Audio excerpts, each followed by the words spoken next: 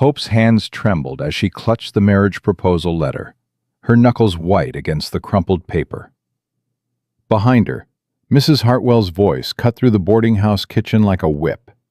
"You think any decent man would want damaged goods like you? Your father drank himself to death and left you nothing but shame.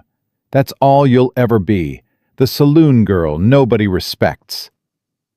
Hope didn't turn around. She'd heard it 1,000 times.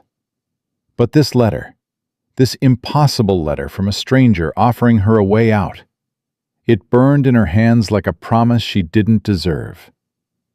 Preston Quad, a cattle rancher, a marriage of convenience. Her ticket away from Carlin's judgment, if she had the courage to take it. Before we continue Hope's story, I invite you to subscribe to our channel and follow this journey to the very end. Please comment below with the city you're watching from. I'd love to see how far this story travels. "Read it again," Hope whispered to herself in the narrow closet she called a bedroom. The letter sat on her lap, the ink already smudged from her repeated handling. 3 times she'd read it. 3 times the words had seemed impossible. "Miss Brennan, I am in need of a wife. Not for affection, but for partnership. I run a cattle ranch in Montana Territory and require someone capable of managing a household in challenging conditions. In exchange, I offer security, respect, and a fresh start. If this interests you, reply by week's end. Preston Quad." "Hope, get down here. These floors won't scrub themselves." Mrs. Hartwell's shrill voice shattered her moment of peace. Hope folded the letter carefully and tucked it into her apron pocket. Her fingers ached from yesterday's work, her knees bruised from hours on the boarding house floors, but she moved quickly. Hesitation only made things worse. In the kitchen, Mrs. Hartwell stood with her arms crossed, her mouth pinched into its permanent expression of disapproval. "You've been hiding upstairs for 20 minutes. What could possibly be so important?" "Nothing, ma'am. I'm sorry." "Sorry doesn't clean floors." Mrs. Hartwell's eyes narrowed. "And I saw you talking to the post clerk yesterday. Getting letters now, are we? From who? Another man making promises he won't keep?" Hope's throat tightened. "It's personal correspondence, ma'am." "Personal?" Mrs. Hartwell laughed, sharp and cruel. "You don't get to have personal anything. Not after working at the Lucky Dollar. Everyone in this town knows what kind of girl works in a saloon." "I served drinks," Hope said quietly. "Nothing more." "Doesn't matter what you did. Matters what people think you did." Mrs. Hartwell stepped closer. "And they think you're ruined. Unmarriageable. The preacher won't even look at you during Sunday service." "So whatever that letter says, whatever fool wrote it, he doesn't know the truth about you." Hope's hand went to her pocket, feeling the letter's outline. "May I be excused for the afternoon? I have an errand." "An errand?" Mrs. Hartwell's eyebrows shot up. "You think you can just—" "I'll work extra hours tomorrow. Please, ma'am. It's important." Something in Hope's tone must have registered, because Mrs. Hartwell waved her hand dismissively. "Go. But if you're not back by supper, don't bother coming back at all." Hope grabbed her shawl and fled before the woman could change her mind. The autumn air bit at her face as she hurried down Carlin's Main Street. She kept her head down, avoiding eye contact with the townspeople who'd made her an outcast. The mercantile owner, the banker's wife, the schoolteacher who'd once been kind before Hope's circumstances changed. The post office sat at the corner of Main and Fifth. Mr. Jameson, the clerk, looked up as she entered, his expression carefully neutral. "Miss Brennan?" "Mr. Jameson, I need to send a telegram. To Montana Territory." His eyebrows rose slightly, but he pulled out the telegram form. "What's the message?" Hope's heart hammered. This was it. The moment that would change everything, or confirm her fate as Carlin's permanent outcast. "To Preston Quad, Broken Creek Ranch, Montana Territory." She took a breath. "Message. I accept your proposal. Will arrive within 2 weeks. Hope Bremen. Mr. Jameson's pen scratched across the paper. That'll be $1.25. Hope counted out the coins, nearly all the money she had left. Her fingers shook as she placed them on the counter. This was insane.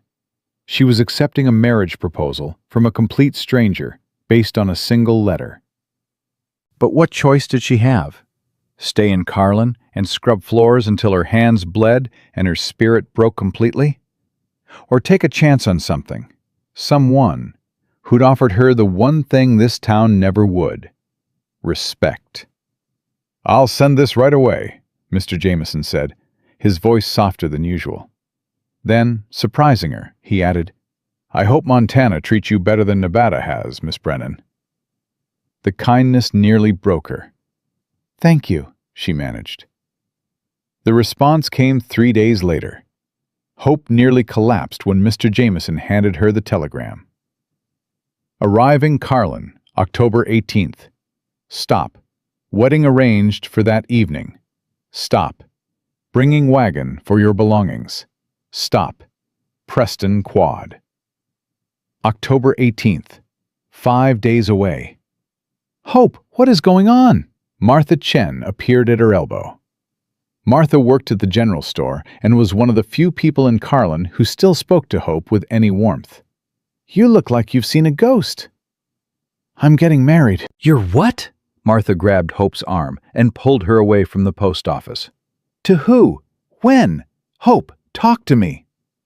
"His name is Preston Quad. He's a rancher in Montana.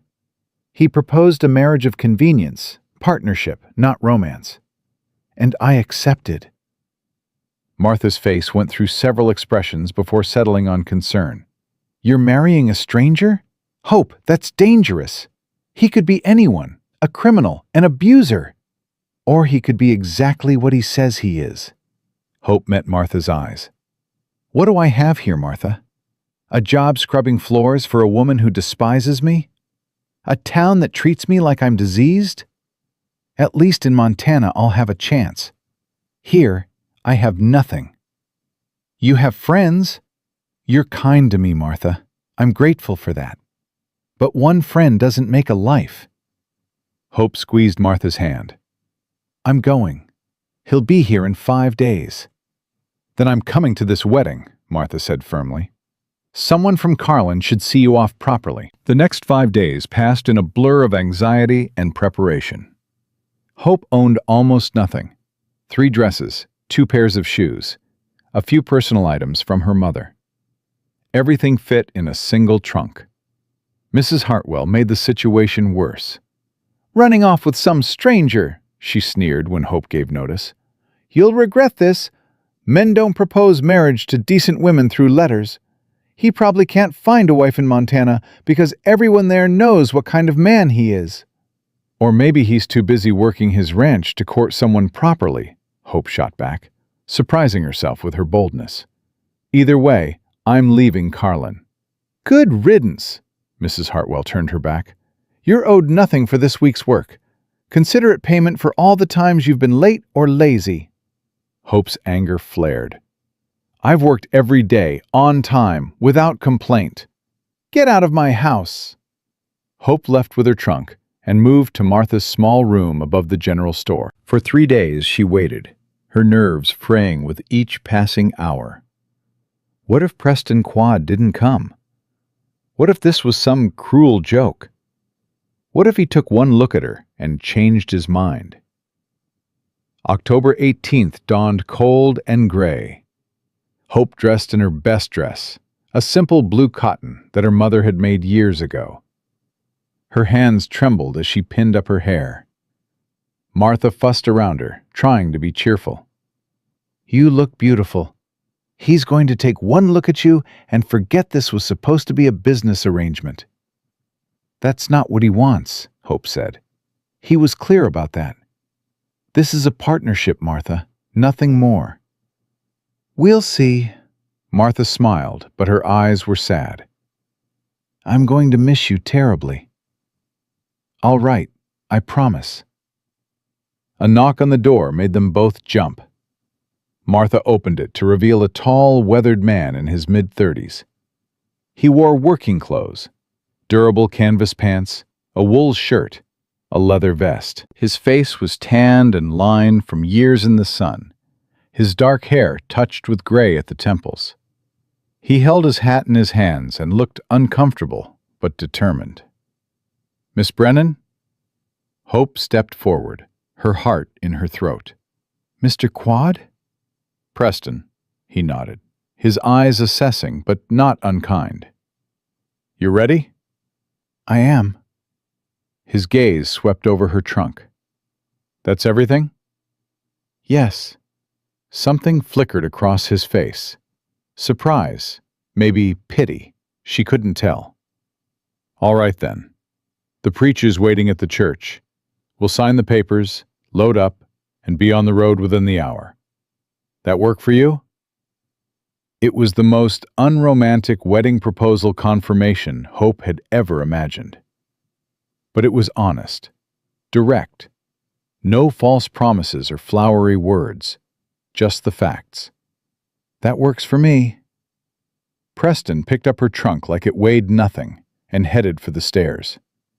Hope and Martha followed, exchanging one last look. At the bottom, a wagon waited with 2 horses. A Mexican man in his 50s sat in the driver's seat. "This is Carlos," Preston said as he loaded the trunk. "My foreman. He's come along for the journey." Carlos tipped his hat to Hope. "Señorita." "Miss Chen is coming to the ceremony," Hope said, hearing the defensiveness in her own voice. "As my witness." Preston nodded. "Fair enough." The church sat at the end of Main Street. As they approached, Hope saw a small crowd gathering, not out of goodwill, but curiosity. The whispers started immediately. "That's her. Getting married to some stranger? No respectable man would have her, so she had to send away for one." Preston heard it too. His jaw tightened, and he moved closer to Hope, his presence protective. "Ignore them." "I'm used to it." "You shouldn't have to be." He held open the church door. "After you."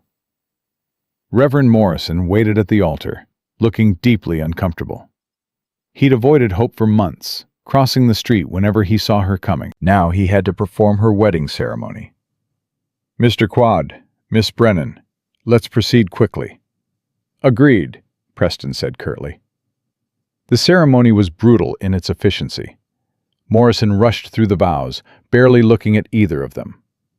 Hope's responses came out steady despite her shaking hands. Preston's voice was firm, clear. When Morrison pronounced them married, Preston shook his hand formally and turned to Hope. "We should go." No kiss, no moment of celebration, just business concluded. Outside, the crowd had grown. Someone laughed. Someone else muttered something crude. Preston's hand found Hope's elbow, guiding her toward the wagon with unmistakable protectiveness. "Wait!" Hope stopped, pulling away from Preston. She turned to face the crowd of Carlin's citizens, the people who'd judged her, dismissed her, made her life unbearable. Her voice rang out clear and strong. "I know what you all think of me. I know how you've treated me. But I want you to know something. I'm leaving this town with my head high and my future ahead of me. And I hope none of you ever have to feel as small as you've made me feel." Silence fell. Several faces flushed with shame. Others looked defiant. Hope didn't wait for responses. She let Preston help her into the wagon, and Carlos clicked the horses into motion. As Carlin disappeared behind them, Hope felt something break loose in her chest, something that had been wound tight for years. Tears came, sudden and unstoppable. "Here." Preston handed her a handkerchief without looking at her. "It's clean." "Thank you." Hope wiped her eyes, embarrassed. "I'm sorry. I didn't mean to." "You don't need to apologize." Preston's voice was quiet. "That took courage, what you did back there. speaking your piece. I'm not usually that bold. Maybe you should be. Preston glanced at her, his expression unreadable. We've got 8 days of travel ahead of us. Might as well establish some ground rules. Hope's stomach clenched. Ground rules? This is a partnership, like I said in my letter. I need someone who can manage a household, handle ranch accounts, and work alongside me. I'm not looking for romance or... He paused, choosing words carefully. Intimate relations. I'm offering you security, respect, and hard work. In exchange, you'll have a home, a position, and independence. That sound fair to you? Hope absorbed this, surprised by her own relief. That sounds more than fair. Good. Preston's shoulders relaxed slightly. I should tell you about the ranch. Broken Creek is remote. Nearest town is 12 miles. We run cattle, some horses. I have 6 hands working for me, good men, but they're rough around the edges. Carlos manages them. The house is solid but basic. You'll have your own room. The work is constant, especially during calving season and roundup. I'm not afraid of work. I figured as much, or you wouldn't have accepted. Preston was quiet for a moment. Can I ask you something? Yes? Why were you an outcast in Carlin? My letter to the posting service just asked for a woman in need of a fresh start. They gave me your name, but no details. Hope's hands twisted in her lap. This was it. The moment he'd learn the truth and regret his decision. My father was the town drunk. When he died 3 years ago, he left nothing but debts. I was 16. I tried to find respectable work, but no one would hire me. Finally, the Lucky Dollar Saloon offered me a position serving drinks. I took it because I had to eat. That's all I did. Serve drinks, clean tables. But in a town like Carlin, working in a saloon makes you damaged goods. Unmarriageable. Preston was silent for a long moment. That's it? You worked in a saloon to survive, and the whole town turned on you? Yes. He let out a long breath. People can be remarkably cruel over nothing. You don't mind? About the saloon? Mind? Preston shook his head. Hope, I don't care where you worked. I care that you were willing to do hard work to survive. That tells me more about your character than any amount of gossip. He met her eyes. You're my wife now. That means you're under my protection. Anyone who disrespects you disrespects me. Understood? Something warm bloomed in Hope's chest. Not love, not yet, but the first fragile shoots of trust. Understood. Good. Preston turned his attention back to the road. Now, let me tell you about Montana winters.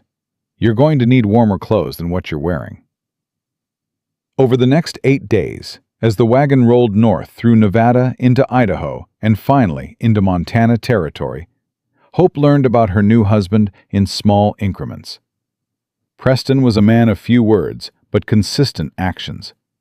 He made sure she was fed, warm, and safe. He treated her with careful respect, maintaining appropriate distance, but never coldness. At night they slept in separate bedrolls, with Carlos keeping watch. Carlos proved to be a treasure. He'd worked for Preston for 12 years and clearly respected him. El Patron is a good man, he told Hope one evening while Preston tended the horses. Fair, honest. He works harder than any of us. The ranch, it was nothing when he bought it. Now it's one of the best in the territory. How did he build it up so quickly? Hard work, smart decisions, and luck. He bought the land cheap during a drought.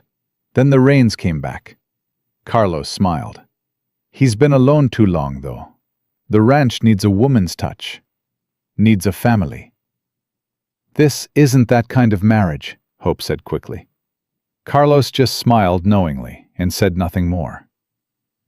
On the 8th day, they crested a ridge, and Preston pulled the wagon to a stop. There. That's Broken Creek. Hope looked down into a valley where a ranch spread out below them. A solid 2-story house, a large barn, corrals, outbuildings. In the distance, cattle dotted the grassland. Mountains rose in the background, their peaks already touched with snow. "It's beautiful," Hope breathed. "It's home," Preston's voice held quiet pride. "Ready?" Hope thought about Carlin, about Mrs. Hartwell's cruelty, about years of being dismissed and judged. Then she looked at the ranch below, her new home, her fresh start, her chance to become someone other than the town outcast. "I'm ready." As the wagon rolled down toward Broken Creek Ranch, Hope Brennan, now Hope Quad, felt something she hadn't experienced in years. Not quite happiness, not yet. But for the first time since her father's death, she felt something that might, given time and care, grow into hope itself. The ranch hands emerged from the barn before the wagon even stopped. 5 men in various states of dirt and curiosity. Hope's stomach knotted as they stared at her, their expressions ranging from surprise to skepticism. She'd been stared at before, but this felt different. These men would be part of her daily life now. "Boys, this is my wife, Hope." Preston's voice carried authority as he helped her down from the wagon. "Hope, that's Jim, Frank, Billy, Thomas, and you've met Carlos." "Ma'am?" Jim, the oldest, pulled off his hat. The others followed suit, but their eyes held questions Preston hadn't answered.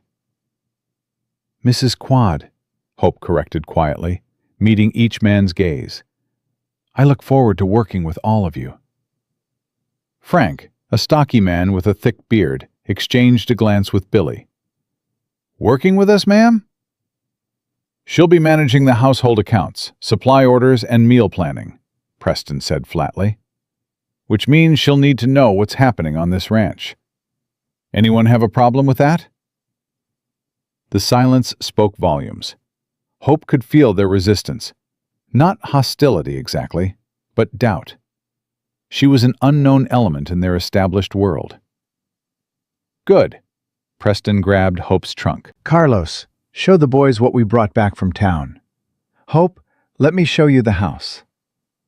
As Preston led her toward the 2-story structure, Hope heard Frank mutter something to Billy. Preston's jaw tightened, but he kept walking. At the door, he paused. "They'll come around. They're not used to women on the ranch. Last housekeeper quit 2 years ago. Said the isolation was too much." "And you've been managing alone since then?" "Carlos helps with cooking. The house isn't in great shape." Preston pushed open the door, and Hope stepped into what could only be described as organized chaos. Dishes were stacked haphazardly in the kitchen. Dust covered every surface. The furniture was functional but sparse. A table, chairs, a worn sofa.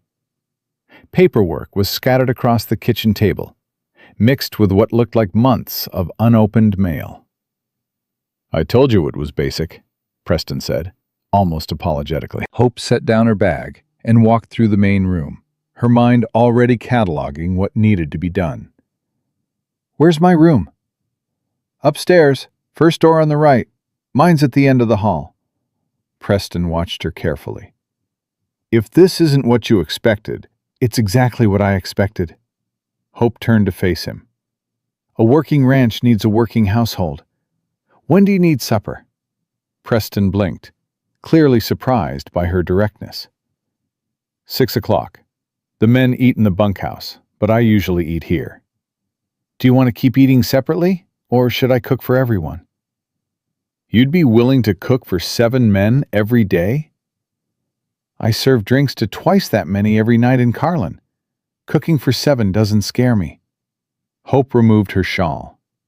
"But I'll need to know what supplies we have and what we need." Something shifted in Preston's expression. Respect. Maybe relief. "I'll show you the pantry and root cellar. Tomorrow, I'll take you through the account books. Today, Hope said firmly. If I'm managing accounts, I need to know what I'm working with immediately. Preston's lips twitched. Not quite a smile, but close. All right, today. For the next hour, Preston walked Hope through the ranch's operational details. The pantry was better stocked than she'd expected. The root cellar full of preserved vegetables and cured meats. The account books, however, were a disaster. Preston had records of cattle sales and supply purchases, but everything was scattered, disorganized, some entries weeks behind. "How do you know if you're making money?" Hope asked, flipping through pages of chaotic notes. "I know what I paid for the ranch and what it's worth now. Everything else is just math." "Math that you're not tracking properly." Hope pulled the ledgers toward her. "You're losing money and don't even know it. Look at this. You bought fencing supplies twice in 1 month, from different suppliers at different prices. And these hay deliveries, they're charging you for full loads, but the weights don't match." Preston leaned over her shoulder, his brow furrowed. "I didn't catch that." "Because you're too busy running the ranch to notice someone shorting your hay deliveries." Hope's finger traced the numbers. "You've been overcharged at least $40 in the last 3 months, maybe more. $40 is 2 months' wages for a ranch hand." "Exactly," Hope met his eyes. "This is why you needed a wife. Not for cooking or cleaning, but for this. You need someone watching the details while you're out working cattle." Preston straightened, his expression difficult to read. "You figured that out in 10 minutes? I kept books for the lucky dollar. The owner tried to shortchange my wages once. I showed him his own numbers, proving he owed me $3 more. He never tried again." Hope's hands trembled slightly as she said it. Admitting her saloon experience still brought shame. But Preston's reaction surprised her. "Good. That means you won't let anyone cheat this ranch either." He pulled out a chair and sat across from her. "I'm not good at asking for help, Hope. Built this place myself, made every decision myself. But I'm not too proud to recognize when I'm in over my head with something. The ranch work is your domain. The household management is mine." Hope organized the scattered papers into neat stacks. "But we need to communicate. I can't manage accounts if I don't know what's happening with the cattle, and you can't make good decisions if you don't know the financial position." "Fair," Preston stood. "I need to check on the south pasture before dark. Can you manage supper on your own, or do you need help?" "I can manage." After Preston left, Hope spent 20 minutes simply standing in the kitchen, letting the reality settle over her. This was her home now. These account books, this chaotic house, these skeptical ranch hands, all of it was hers to manage. The weight of it was almost crushing, but underneath the anxiety, she felt something else. Purpose. She started with supper. The pantry had dried beef, potatoes, onions, and flour. She could make a stew and biscuits, simple, filling, enough for 7 hungry men. As she worked, her hands found their rhythm. Cooking had always calmed her, given her something to control when everything else was chaos. The stew was simmering when she heard boots on the porch. Preston entered, followed by Carlos. "Smells good," Carlos said, genuine warmth in his voice. "It's ready. Should I ring the bell for the others?" Preston and Carlos exchanged a look. "You made enough for everyone?" "You said 7 men. I cooked for 7 men." Carlos grinned. "I'll get them." 5 minutes later, the kitchen was crowded with ranch hands, all looking awkward and uncomfortable. Hope ladled stew into bowls and placed biscuits on the table. The men ate in silence at first, but gradually the tension eased. "This is good, Mrs. Quad," Thomas said finally. He was the youngest, barely 20. "Real good." "Thank you, Thomas." "Better than Carlos's cooking," Billy added, earning a glare from the foreman. My cooking kept you alive for 2 years, Carlos shot back. Barely, Frank muttered, but there was no malice in it. Hope watched the easy banter between the men and felt some of her own tension release. They weren't hostile, just uncertain. She could work with uncertain. After supper, the hands filed out, each one thanking her. Preston stayed behind, helping clear dishes. "You don't have to do that," Hope said. "You cooked. I can help clean." Preston's movements were efficient, practiced. "That went better than I expected." "They're good men.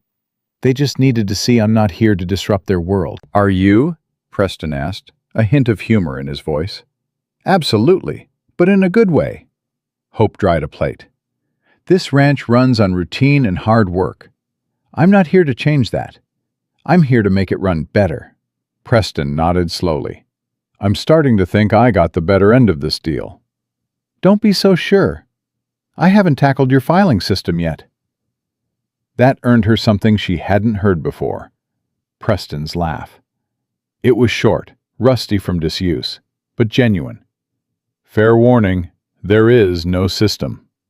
"I noticed." They worked in comfortable silence until the kitchen was clean. Then Preston cleared his throat.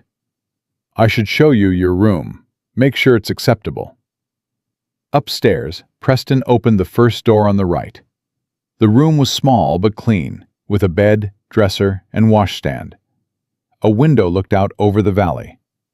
It was sparse, but it was private, and after years of sharing cramped quarters, privacy felt like luxury.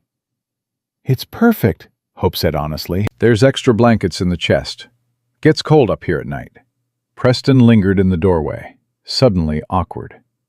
"If you need anything, I'll let you know." Hope met his eyes. "Thank you, Preston, for all of this." "You're thanking me?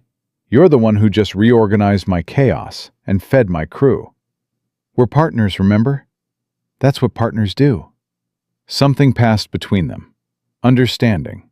Maybe the first threads of connection. Then Preston nodded and stepped back. "Good night, Hope." "Good night." Alone in her room, Hope unpacked her meager belongings. 3 dresses, 2 nightgowns, her mother's Bible, and a small wooden box containing the few pieces of jewelry she owned. It all fit in 2 drawers. Looking at how little she'd brought, Hope felt the full weight of how completely her life had changed. A week ago, she'd been scrubbing floors in Carlin. Now she was a rancher's wife in Montana territory. Sleep didn't come easily. The house creaked and settled around her, unfamiliar sounds in an unfamiliar place. But eventually, exhaustion won. Dawn came early. Hope woke to the sounds of men moving around below, voices calling to each other. She dressed quickly and headed downstairs to find the kitchen empty but the coffee pot already hot. Carlos's work, probably. She was mixing biscuit dough when Preston came in from outside, his face weathered from the cold. "You're up early," he said. "Ranch hours." Hope cut the biscuits and placed them in the oven. "What time do the men usually eat breakfast?" 6:30. Hope glanced at the clock. "Then I'd better make eggs. How many can they put away?" "As many as you're willing to cook." By 6:30, Hope had produced scrambled eggs, bacon, biscuits, and gravy. The men filed in, more relaxed than the night before. The conversation flowed easier, and Hope found herself learning about the ranch through their talk. The south fence needed repairs. 3 calves had been born overnight. The winter supplies needed to be ordered soon. After breakfast, Preston caught her elbow as she cleared plates. "Can you ride?" "Ride?" "A horse. I need to check the north pasture today. Thought you might want to see the property." Hope's heart jumped. "I've never been on a horse." "Then it's time to learn. You can't manage a ranch if you can't get around it." Preston's tone was matter-of-fact, not mocking. "Carlos can teach you the basics while I finish morning checks. If you're comfortable enough, you can ride out with me this afternoon." 2 hours later, Hope sat on a gentle mare named Rosie, her legs trembling and her hands gripping the reins too tightly. Carlos walked beside her, patient and encouraging. "Relax, Señora. Rosie knows what she's doing. You just need to trust her." "That's the hard part," Hope admitted. The ground looked very far away. "Trust always is," Carlos smiled. "But El Patron, he wouldn't put you on a horse that would hurt you. He's careful about these things." "What do you mean?" Carlos was quiet for a moment, choosing his words. "Preston, he lost his family young. His parents, a sister. Fever took them all within a week when he was 19. He had nothing. So he came west and built everything from scratch. Made himself hard, because that's how you survive. But underneath, he's still careful with people. Protective." Hope absorbed this, understanding Preston a little better. "He doesn't talk much about himself." He doesn't talk much about anything, but he shows who he is through his actions. Watch how he treats his men, his animals, his land. That tells you everything. By afternoon, Hope was managing a walk without Carlos's help. Preston returned from his morning work and assessed her progress with an approving nod. "You're a quick learner. Ready to see the ranch?" The ride took 2 hours. Preston showed her the boundaries, the water sources, the best grazing areas. He talked about the cattle, the market, his plans for expansion. Hope listened, asked questions, and felt the scope of his operation expanding in her mind. This wasn't just a ranch. It was Preston's life's work, his proof that he could build something lasting. "You love it," Hope said, as they paused on a ridge overlooking the valley. "This place." "It's the first thing that's ever been completely mine." Preston's gaze swept the landscape. "No one can take it away. No one can tell me I don't deserve it. I built it with my own hands." "It's beautiful." Preston glanced at her, something softening in his expression. "I'm glad you think so. Means you might actually stay." "Where would I go?" "Back to Nevada. Back to somewhere with people and civilization." Preston's jaw tightened. "The last housekeeper lasted 3 months. Said the isolation made her feel like she was going crazy. The one before that lasted 6 weeks. I'm not them." Hope met his eyes steadily. "I didn't come here expecting easy, Preston. I came expecting honest. And so far, you've been exactly what you promised. Honest, respectful, fair. That's more than I had in Carlin." Something shifted in Preston's face.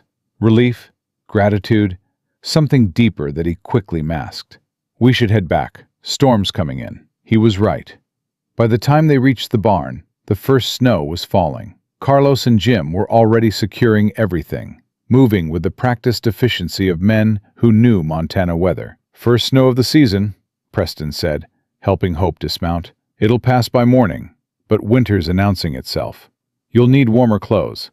I'll take you to town next week to outfit you properly." That evening, as Hope prepared supper, the snow fell heavier. The temperature dropped and the wind picked up. The men ate quickly and headed to the bunkhouse, leaving Hope and Preston alone in the warm kitchen. "This is what winters are like?" Hope asked, watching the snow swirl outside the window. "This is mild. Wait until January." Preston poured coffee for both of them. "You'll be stuck inside for days sometimes. Just you and these walls." "I'll have the account books to organize. That should keep me busy until spring." Preston smiled, that rare expression that transformed his weathered face. "You're determined to fix my mess, aren't you?" "Someone has to." They sat in comfortable silence, drinking coffee and listening to the wind. It was the first moment of real peace Hope had felt since leaving Carlin. No judgment, no whispers, no cruelty. Just quiet companionship with a man who expected nothing from her except honest work. "Can I ask you something?" Preston's voice was careful. "Yes?" "Do you regret it, accepting my proposal?" Hope considered the question honestly. No, I won't pretend it's not frightening. Everything is new, uncertain. But I don't regret it. Do you? No. Preston's answer was immediate, firm. You're exactly what this ranch needed. What I needed, even if I didn't know it. The words hung between them, heavier than they should have been. This was supposed to be a business arrangement, nothing more. But sitting in the warm kitchen with snow falling outside, and Preston looking at her with something that might have been respect or might have been the beginning of something else, Hope felt the carefully drawn boundaries starting to blur. I should turn in, she said, standing quickly. Early start tomorrow. Hope? Preston stood too. I meant what I said, about you being what this place needed. Don't doubt that. I won't. She paused at the stairs. Good night, Preston. Good night. In her room, Hope pressed her hand against the cold window glass, watching the snow fall. Somewhere in the valley, cattle huddled against the storm. In the bunkhouse, the ranch hands settled in for the night, and downstairs, Preston was probably still sitting at the kitchen table, going over his papers with his characteristic determination. This was her life now. These people, this land, this impossible partnership with a man she barely knew, but was beginning to trust. It wasn't the life she'd imagined as a girl, but it was honest, and it was hers. For the first time since her father's death, Hope fell asleep feeling like she belonged somewhere. The morning after the first snow, Hope woke to shouting. She threw on her robe and rushed downstairs to find Preston and Jim in heated argument in the kitchen. Telling you, 3 head are missing from the north pasture, Jim was saying, his face flushed. Tracks lead straight toward the Holloway property line. Holloway wouldn't be stupid enough to steal my cattle. Preston's voice was tight with controlled anger. Then where are they? Hope cleared her throat. Both men turned, Jim looking embarrassed at being caught arguing in front of her. Sorry, Mrs. Quad. Didn't mean to wake you. What's happening? Hope asked Preston directly. Missing cattle. Probably just wandered off in the snow. But Jim thinks. Preston's jaw clenched. It doesn't matter what Jim thinks. We'll ride out and find them. And if they were stolen? Hope pressed. Preston's eyes were hard. Then we'll deal with it. Get dressed, Jim. We leave in 20 minutes. After Jim left, Hope touched Preston's arm. Who's Holloway? Owns the ranch east of here. Marcus Holloway. We've had boundary disputes before, but stealing cattle, that's different. That's a hanging offense. Preston ran a hand through his hair. I don't want to believe he'd crossed that line. But you're not sure. I'm not sure of anything right now, except that I can't afford to lose cattle. Preston grabbed his coat. I'll be back by nightfall. Don't wait supper for me. Hope spent the day reorganizing the account books with furious energy, trying to quiet the anxiety gnawing at her stomach. Missing cattle meant lost income. Lost income meant the ranch was vulnerable. And if Holloway was stealing, that meant enemies close enough to cause real damage. By afternoon, she'd created a new filing system and discovered another $15 in overcharges from the feed supplier. She was drafting a letter demanding repayment when Carlos came in, stamping snow from his boots. El Patron is back. You should come. Preston stood in the barn with Jim, Frank, and Billy, their faces grim. Between them stood a young man Hope didn't recognize, his hands bound, his face bloodied. What happened? Hope demanded. Caught him driving our cattle toward Holloway's land, Preston said flatly. 3 head, just like Jim said. The young man spat blood. Holloway paid me $20. Said the cattle were his anyway, that Quad had been stealing water rights. That's a lie. Preston's voice was dangerously quiet. I bought my water rights legal, same as everyone else. Holloway says different. The rustler's bravado was cracking. Says you moved the boundary markers last spring. Preston's fist connected with the barn wall, making everyone jump. I have never stolen anything in my life. Not land, not water, not cattle. Everything I have, I built honest. Hope stepped forward before Preston could do something he'd regret. Where's Holloway now? His ranch, probably, the rustler muttered. Then we take this to the sheriff. Hope looked at Preston. You have proof of your water rights, correct? In the house, filed properly with the territorial office. Then gather those papers. We take this rustler and the evidence to town, file charges, and let the law handle it. Hope's voice was steel. You're not going to give Holloway the satisfaction of making you into the criminal here. Preston stared at her for a long moment, then nodded slowly. Jim, Billy, secure him in the tack room. Carlos, saddle 3 horses. Hope, get those water rights papers from my desk, top drawer, left side. I'm coming with you, Hope said. It's a hard ride to town, and Holloway might— I'm coming with you, Hope repeated. If this is about the ranch's legal standing, you need someone who understands the paperwork. That's me. Preston's expression shifted from resistance to reluctant respect. Get your warmest clothes. We leave in 10 minutes. The ride to town took 3 hours through snow and wind. The rustler, tied to his horse, complained constantly until Frank told him to shut up or be gagged. Hope's legs ached from gripping the saddle, but she refused to show weakness. This was what being Preston's partner meant, showing up when things got hard. The sheriff's office in Hammond was small but tidy. Sheriff Bradley, a weathered man in his 50s, listened to Preston's report while examining the water rights papers Hope had brought. These are in order, Bradley said finally. Legal and proper. If Holloway's claiming otherwise, he's lying. He looked at the rustler. And you, son, just confessed to cattle theft.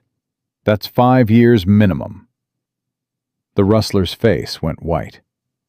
I didn't know. Holloway said it was legal, said Quad was the thief. Ignorance isn't a defense. Bradley stood. I'll hold him here and ride out to Holloway's place tomorrow. This needs to be settled before someone gets killed. I want to be there, Preston said, when you talk to Holloway. Can't allow that. You're the aggrieved party. Puts you too close to violence. Bradley's eyes were sympathetic, but firm. Let me handle this legal, Quad. Don't give Holloway ammunition to use against you. Preston's hands clenched, but Hope touched his elbow. The sheriff's right. We've done our part. Filed charges, provided evidence. Now we let the law work. Since when do you trust the law? Preston's voice was harsh. Since it's the only thing standing between you and a rope if you go after Holloway yourself. Hope met his eyes steadily. We do this the right way, Preston. The legal way. Something in Preston's posture shifted, the fight draining out of him, replaced by exhaustion. All right, we'll wait for the law. On the ride back to the ranch, Preston was silent until they were halfway home. Then, abruptly, he said, You were right, back there, with the sheriff. I was ready to ride straight to Holloway's place and beat the truth out of him. I know. If you hadn't been there, I would have done something stupid.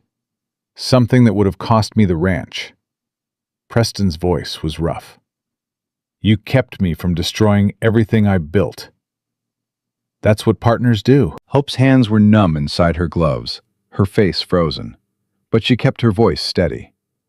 They keep each other from making mistakes. Is that what we are? Partners? Hope looked at him, at the man who'd offered her a fresh start and kept every promise he'd made. What else would we be? Preston didn't answer, but something passed between them in the fading light, a question neither was ready to voice. They reached the ranch after dark. Carlos had kept supper warm, and the men gathered around to hear what happened. Hope recounted the visit to the sheriff while Preston sat silent, pushing food around his plate. Holloway's always been trouble, Frank said darkly. Thinks he owns half the territory just because his family's been here 20 years. The law will handle it, Hope said firmly. We've done everything right. Now we wait. After the men left, Hope started cleaning up. Preston stopped her. Leave it. You're exhausted. So are you. I'm used to it. Preston took the dishes from her hands. You rode 3 hours each way in freezing weather to back me up with the sheriff. The least I can do is clean the kitchen. They worked in silence, but it was different from before, charged with unspoken tension. Finally, Preston said, Why did you really come with me today? I told you, the paperwork. Hope. Preston's voice was gentle. Why? Hope's hands stilled in the dishwater. Because you were angry and hurt, and I was afraid you'd do something reckless.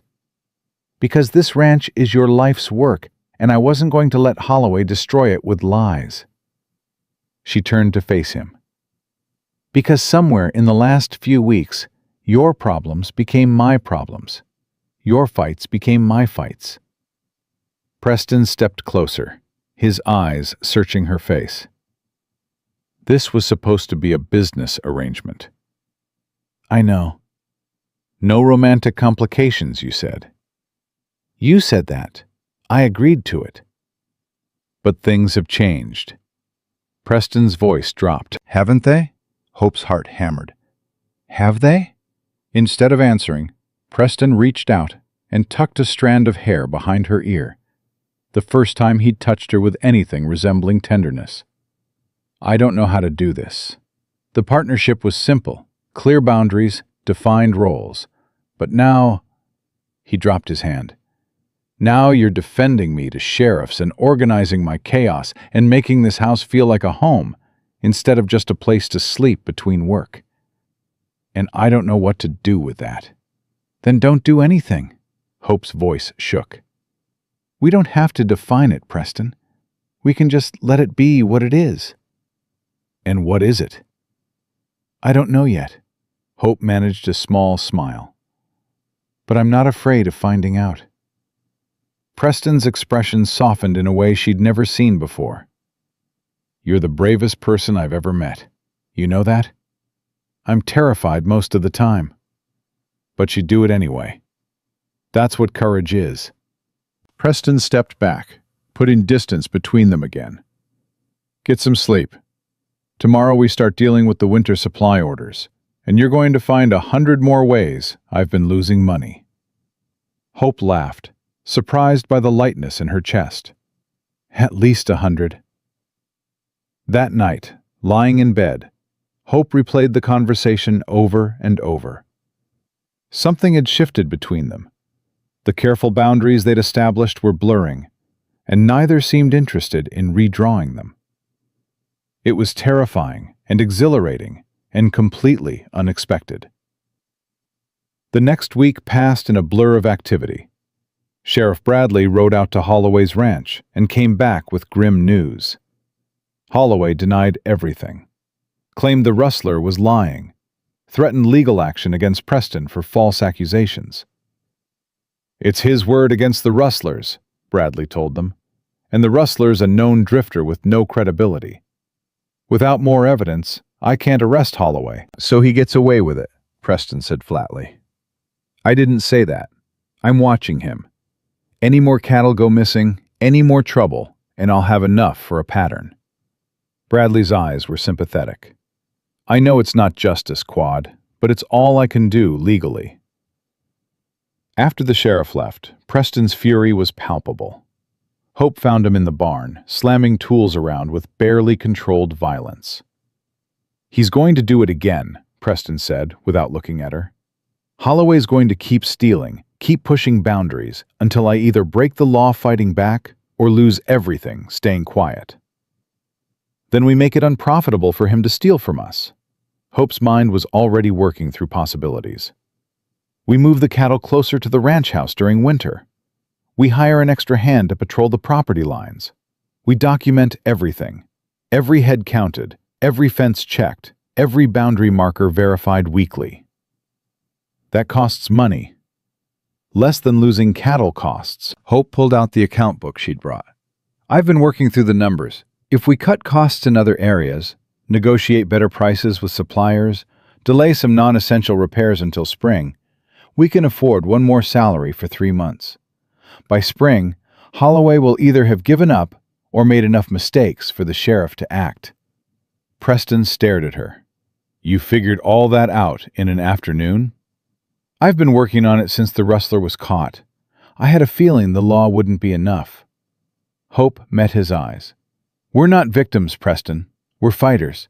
So let's fight smart instead of angry. Something ignited in Preston's expression. Admiration mixed with something deeper. How did I get this lucky? You wrote a letter asking for a capable wife. You got exactly what you asked for. I got more than I asked for, more than I deserved. Preston crossed the space between them and took her hands, calloused from ranch work now, no longer soft. Hope, I need to tell you something. What? This isn't just partnership anymore. Not for me. Preston's voice was raw with honesty. I don't know when it changed. Maybe that first night when you stood up to the whole town. Maybe when you kept me from doing something stupid with Holloway. Maybe it's been happening all along, and I was too stubborn to see it. But I care about you. More than I should. More than I planned. More than is probably smart, given that we barely know each other. Hope's breath caught. Preston, let me finish. I'm not asking you to feel the same way. I know this wasn't part of our agreement. I know you came here for security and respect, not romance. But I can't keep pretending this is just business when every time you walk into a room, every time you laugh at something Carlos says, every time you organize my chaos. He stopped, struggling for words. I'm falling for you, Hope. And I needed you to know. The silence stretched between them, heavy with possibility. Hope's heart raced. She'd felt it too, the shift from partnership to something more. The way her pulse jumped when Preston smiled. The comfort she felt in his presence. But admitting it meant risking everything. The security, the fresh start, the carefully constructed safety of defined boundaries. I'm scared, she said finally. Of me? Of this. Of wanting something more and losing it all if it doesn't work. Hope's voice shook. In Carlin, I learned that wanting things just gets you hurt. I've spent 3 years not wanting anything except to survive. And now you're asking me to want more, and I don't know if I remember how.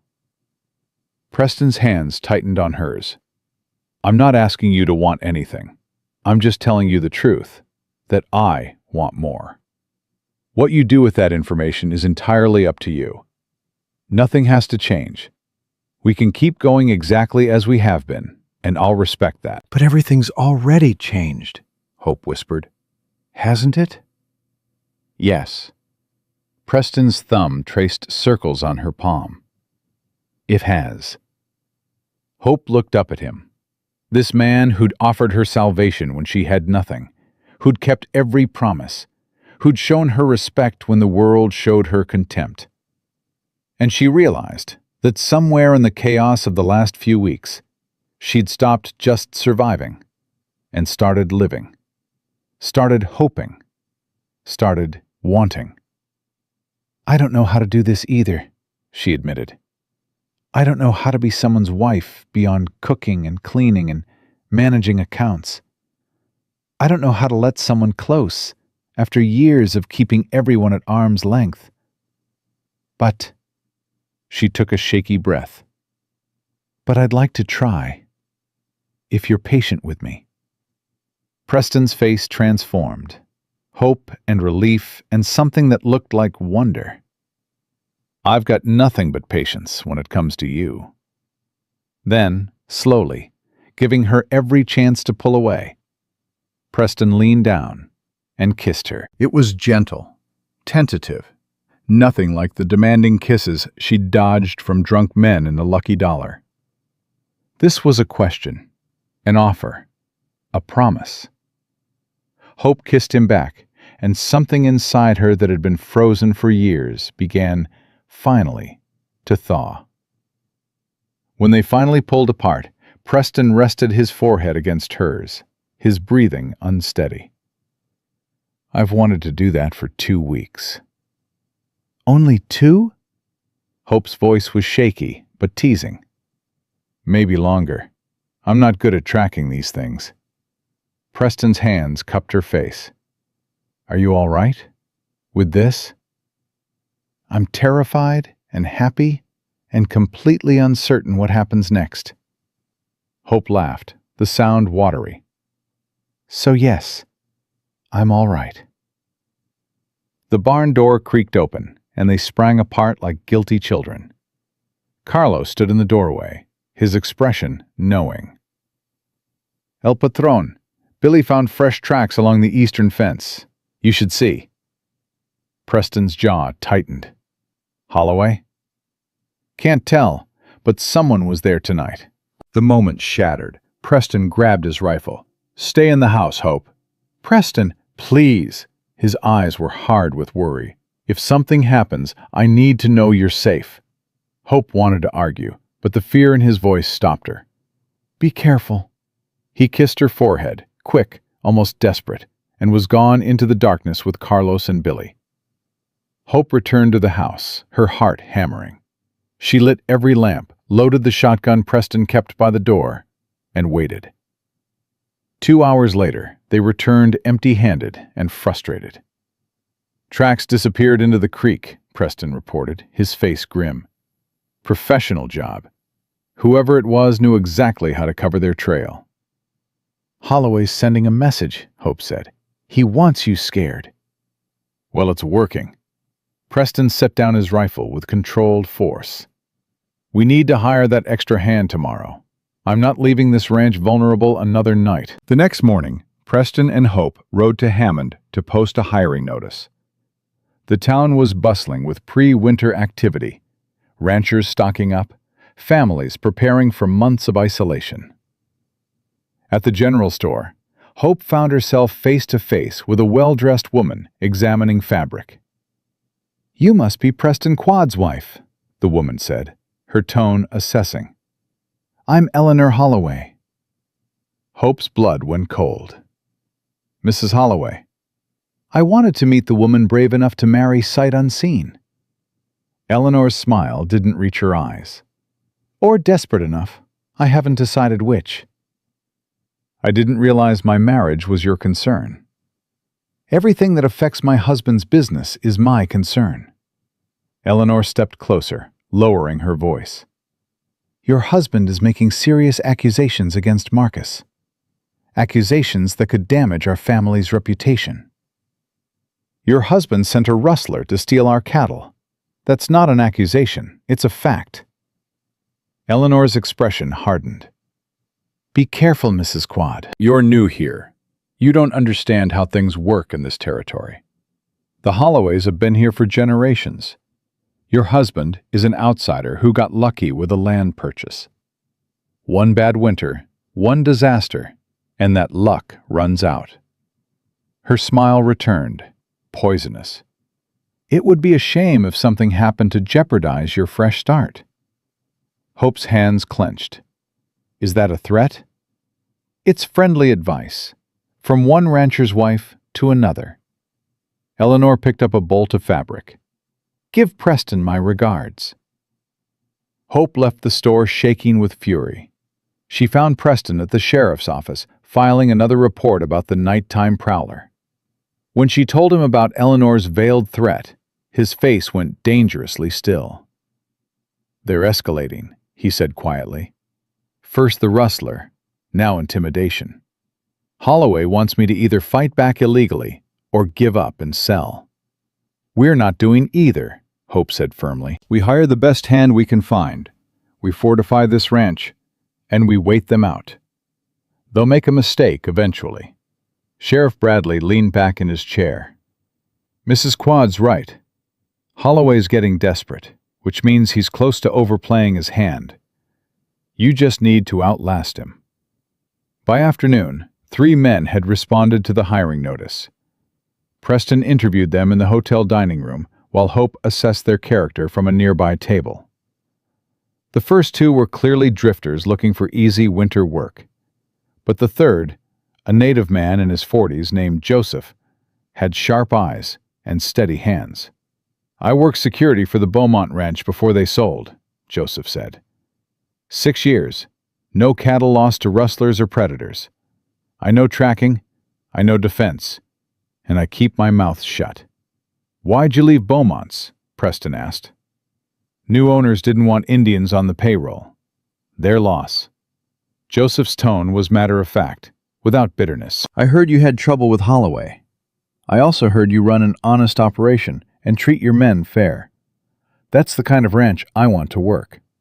Preston glanced at Hope. She gave the slightest nod. "You're hired. $30 a month plus room and board. You start tomorrow." After Joseph left, Preston reached across the table and took Hope's hand. "You just hired our new security," with a nod. "When did that become your decision too?" "When you looked at me for approval." Hope squeezed his fingers. "We're in this together, remember?" "I'm starting to understand what that really means."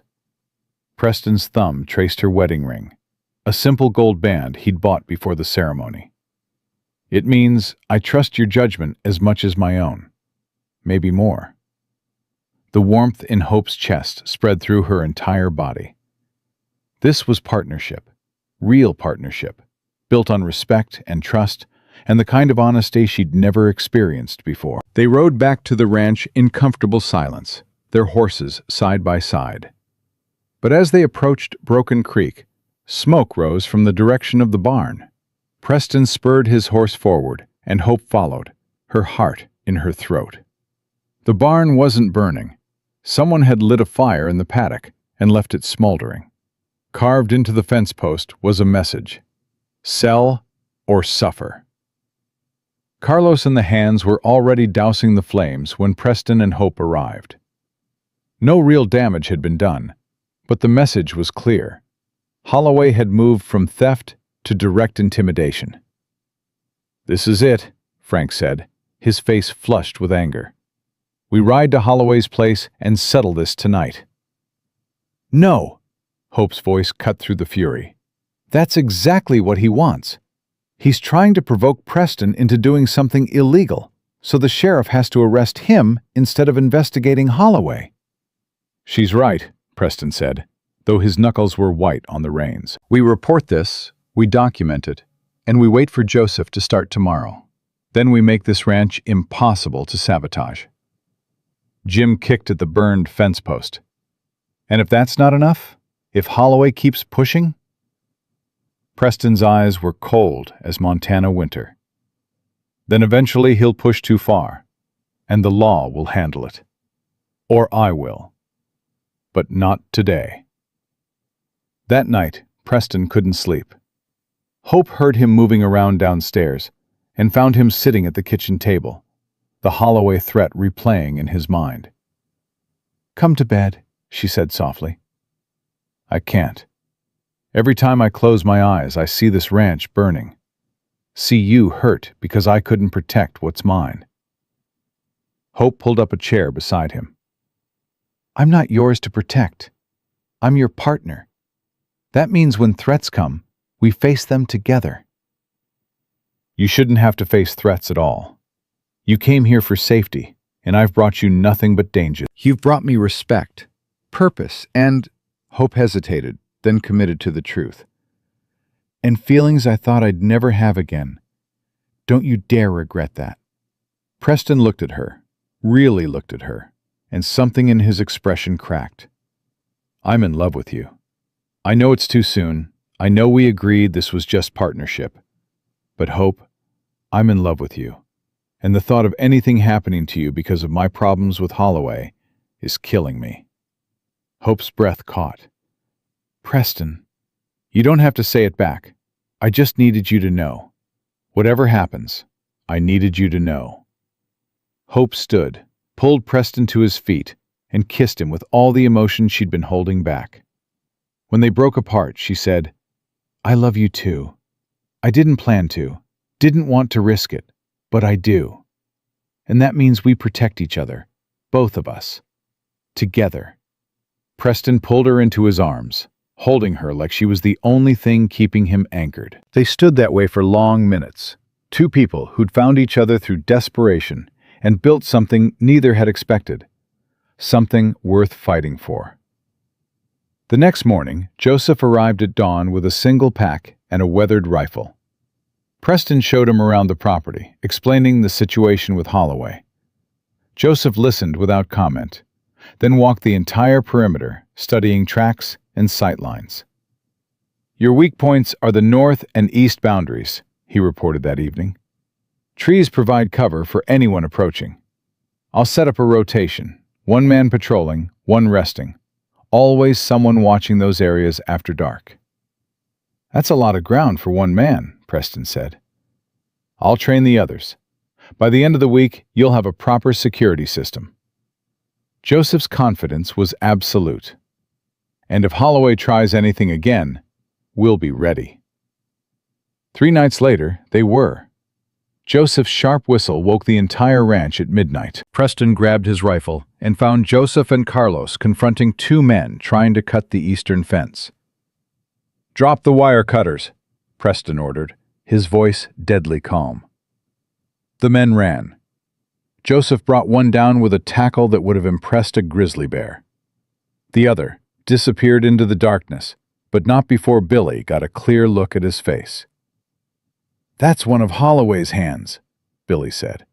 "I've seen him in town." Sheriff Bradley arrived at dawn to arrest the fence cutter. Under pressure, the man confessed. Holloway had paid him $50 to sabotage Quad's ranch, with promises of more if he succeeded in making Preston look like a dangerous hothead who attacked first. "This is enough," Bradley said grimly. "Attempted sabotage. Conspiracy to incite violence.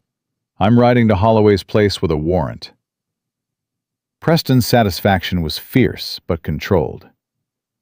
"Thank you, Sheriff." After Bradley left with his prisoner, Hope found Preston in the barn, his shoulders finally relaxed for the first time in weeks. "It's over," she said. "Not yet, but soon." Preston turned to her. "You were right, about fighting smart instead of angry. If I'd gone after Holloway that first night like I wanted to, I'd be in jail, and he'd own this ranch by now." "We make a good team." "The best team." Preston pulled her close. "Hope, when this is finally settled, I want to do this marriage right.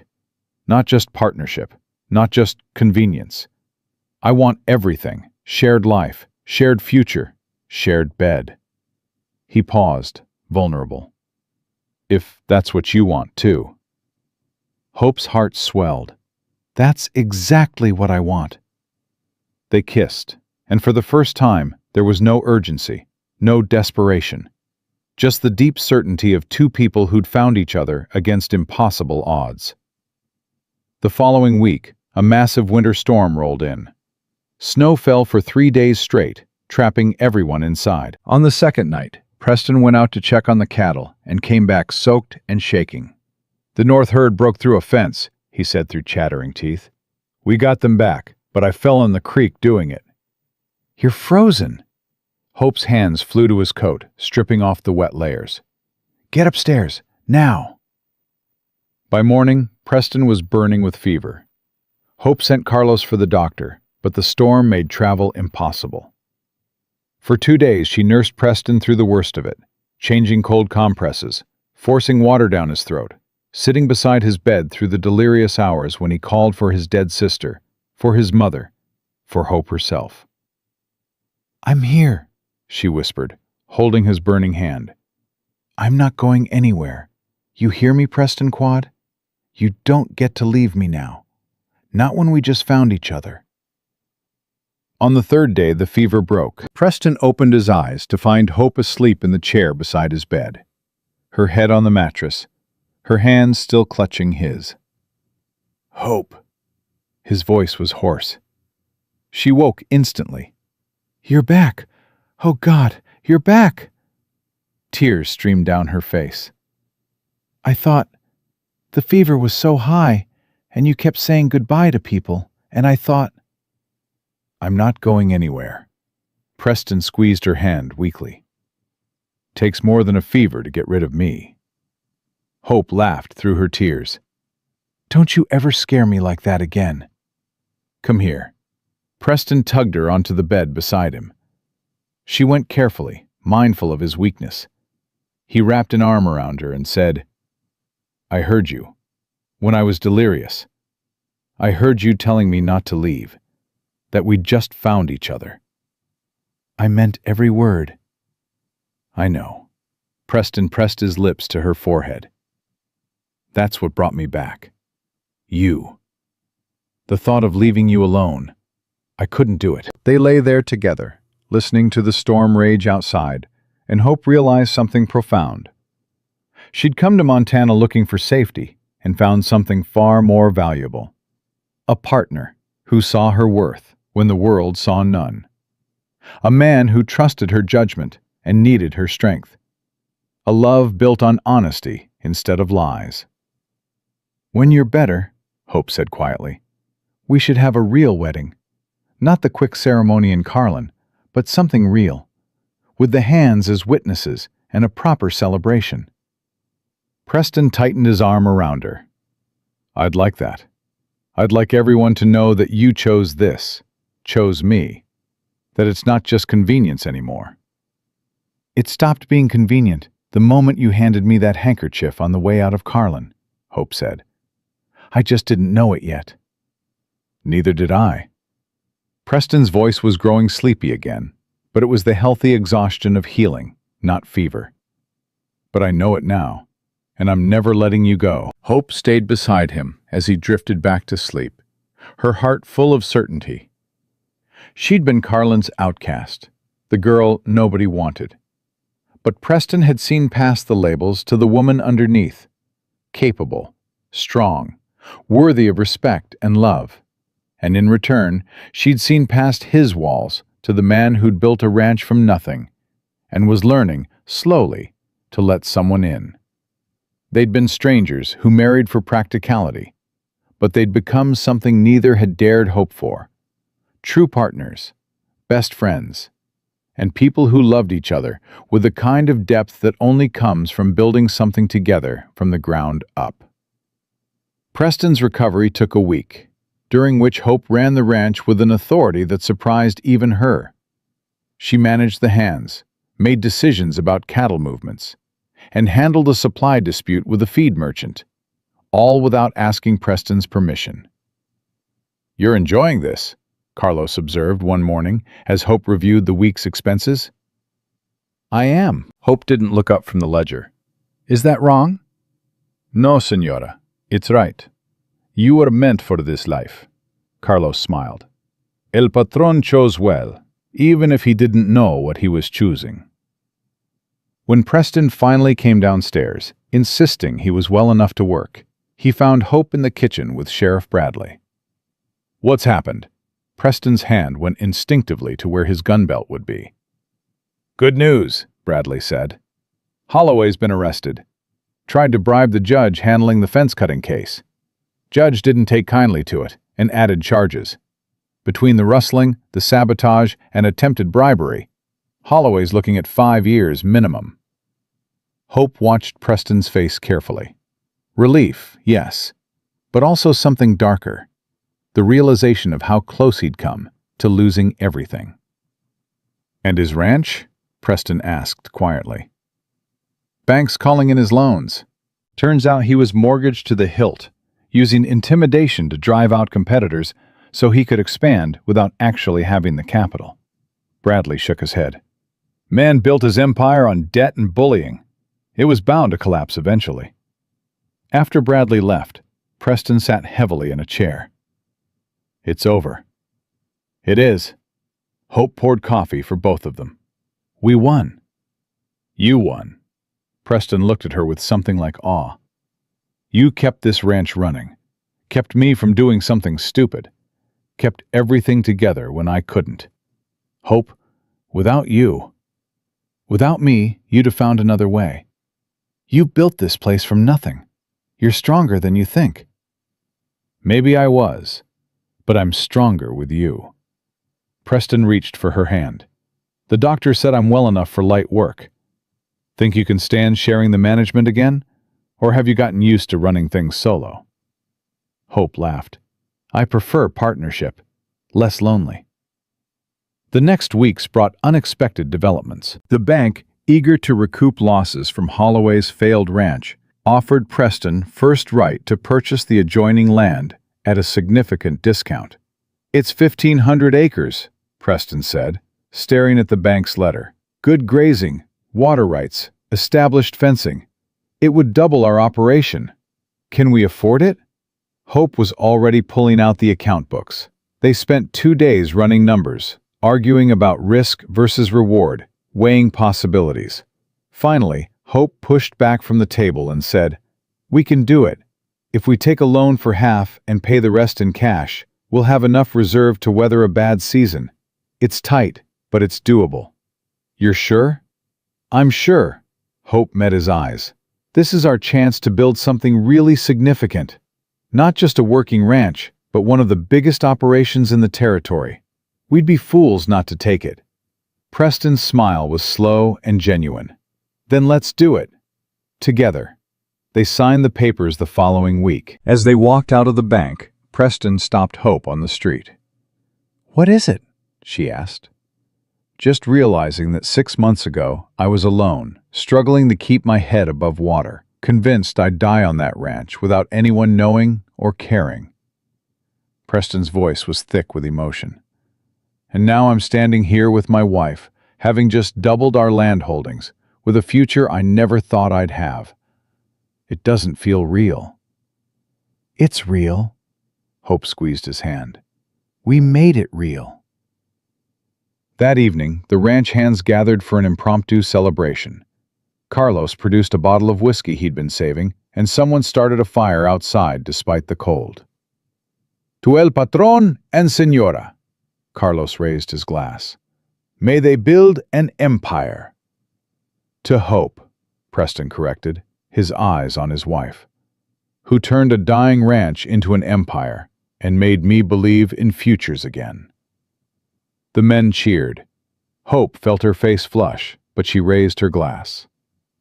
"To all of us." Because this ranch is only as strong as the men who work it. Later, after the hands had stumbled back to the bunkhouse, Preston and Hope sat alone by the dying fire. "I want to ask you something," Preston said. "And I want you to answer honestly, not just tell me what you think I want to hear." "All right." "Are you happy here? Really happy? Not just content or satisfied, but truly happy?" Hope considered the question carefully. "I never thought I'd use that word about my own life. In Carlin, happiness felt like something other people had, people who weren't ruined, who weren't outcasts.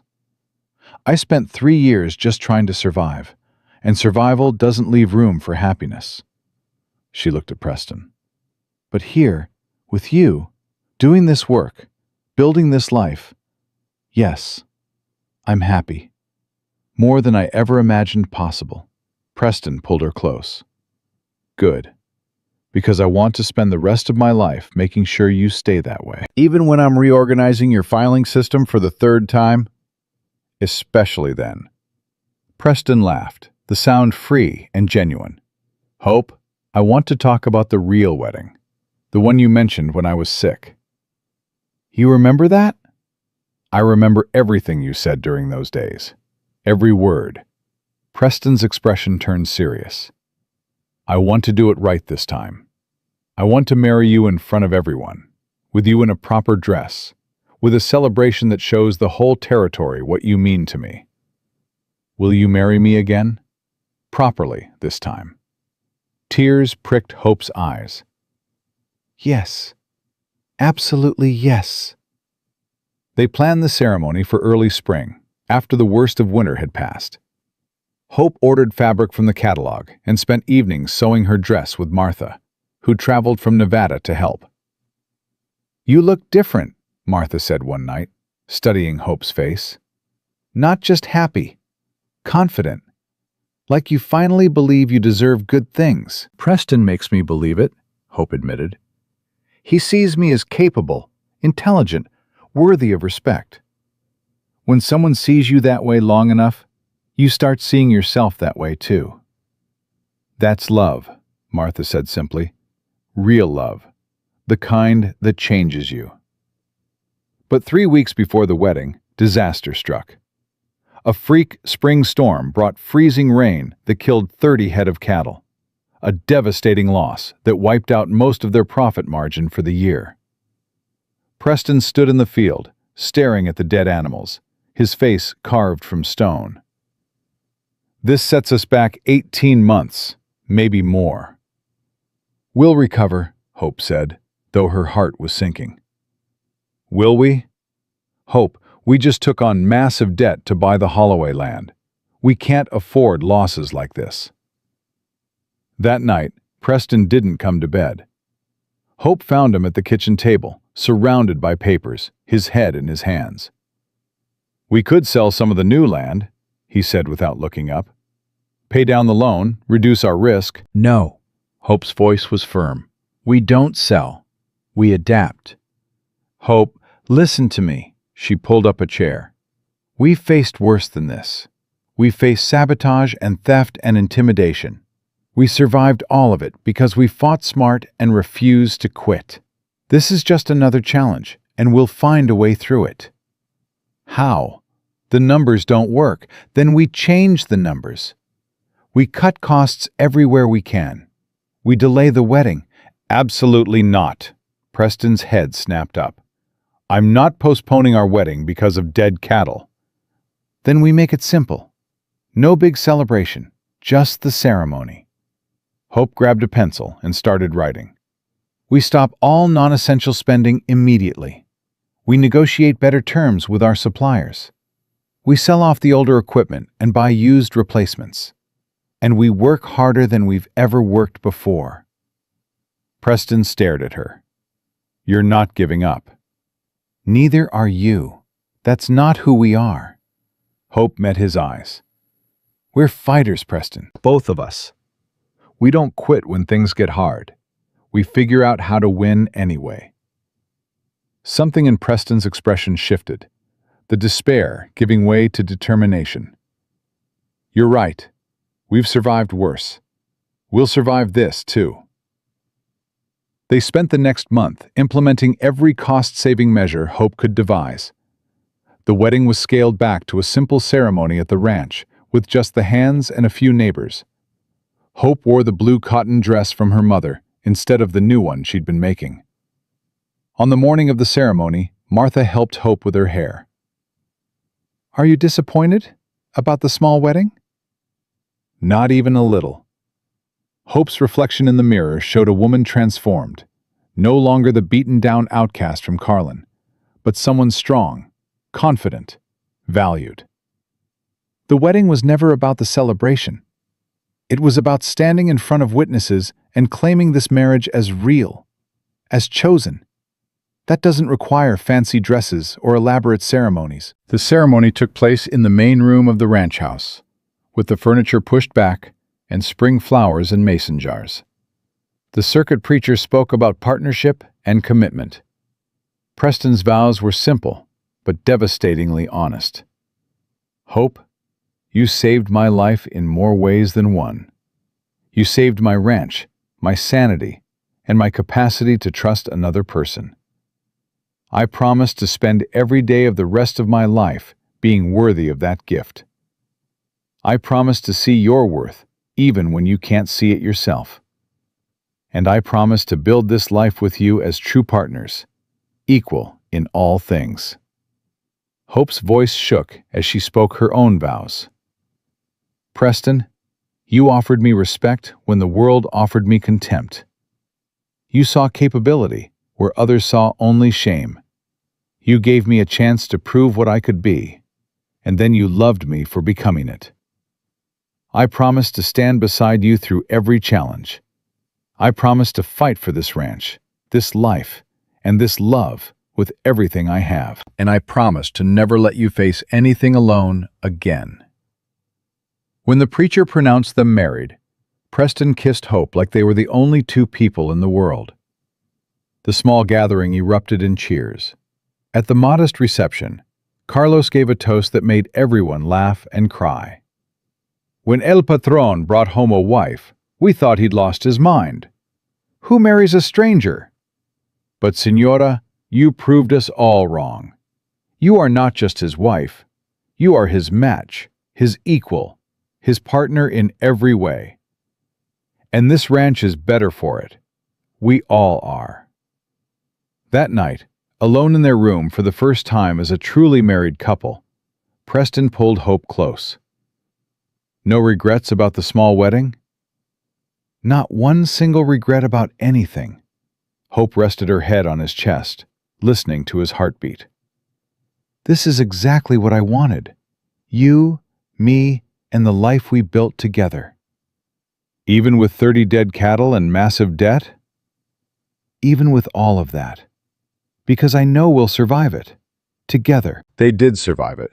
Over the next year, through brutal work and Hope's relentless cost management, they not only recovered from the storm losses, but expanded their operation. The Broken Creek Ranch became known throughout the territory as one of the best-run outfits, fair to its workers, honest in its dealings, and managed by a couple who'd turned adversity into triumph. On the first anniversary of their real wedding, Preston took Hope to the ridge overlooking the valley. Look at it. Look at what we built. The ranch spread below them, cattle grazing peacefully, new fencing marking their expanded boundaries, the house and barn solid and well-maintained. But more than that, it was the intangible things Hope saw. Hands who respected her judgment, neighbors who greeted her warmly in town, a community that had accepted her, not despite her past, but because of what she'd proven herself to be. A year ago, I was nobody, Hope said quietly. The outcast Carlin threw away. You were never nobody. Preston turned her to face him. You were always extraordinary. Carlin just couldn't see it, but I did. From that first letter, I knew I needed someone exceptional, and I found you. We found each other, Hope corrected. Two broken people who figured out how to be whole together. Not broken. Never broken. Preston's hands framed her face. Bent, maybe. Scarred. But those scars made us strong enough to build something that lasts. As the sun set over their land, Hope realized that her story had come full circle. She'd started as the town outcast no one wanted, dismissed and devalued. But Preston had seen past the labels to the woman underneath. Capable, strong, worthy of respect and love. And in return, she'd seen past his walls to the man who needed partnership as much as he needed air to breathe. Together, they'd built more than a successful ranch. They'd built a love that could weather any storm, a partnership based on absolute trust, and a life that proved the most unlikely beginnings could lead to the most enduring love stories. Hope Brennan had come to Montana seeking nothing more than survival and respect. She'd found both, yes, but she'd also found something far more precious. A man who loved her not despite who she'd been, but because of who she was. A fighter, a partner, a woman worth more than gold. And Preston Quad, the man who'd offered marriage to a stranger, had discovered that sometimes the greatest risks yield the greatest rewards, and that love built on honesty and respect could transform two solitary people into an unbreakable team. They stood together on that ridge, watching their future spread before them, and knew with absolute certainty that they'd found exactly what they'd been searching for all along. Not just a fresh start, but a true home, built together from nothing but determination, trust, and love that refused to quit.